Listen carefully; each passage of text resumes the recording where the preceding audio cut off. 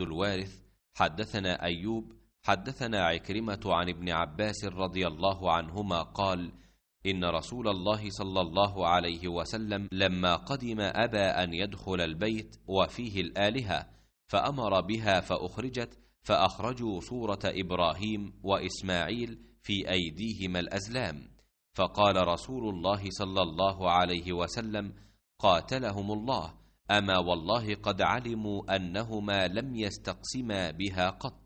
فدخل البيت فكبر في نواحيه ولم يصلي فيه. अय्यूब ने बयान किया, कहा कि हमसे अकरमा ने इब्ने अब्बास रदी अल्लाह अन्हु से बयान किया, आपने फरमाया कि रसूल अल्लाह सल्लल्लाहु अलैहि वसल्लम जब फ़तेह मक्का के दिन तशरीफ़ लाए तो आप सल्लल्लाहु अलैहि वसल्लम ने काबे के अंदर जाने से इसलिए इनकार फरमाया कि उसमें बुत रखे हुए थे।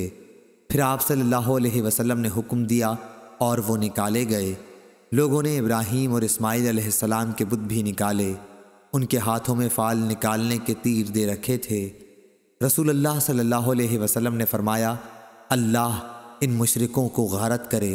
खुदा की कसम, इन्हें अच्छी तरह मालूम था कि इन बुज़ुर्गों ने तीर से फाल कभी नहीं निकाली। इसके बाद आप काबे के अंदर तशरीफ़ ले गए और चारों तरफ तकबीर कही। आपने अंदर नमाज नहीं पढ़ी।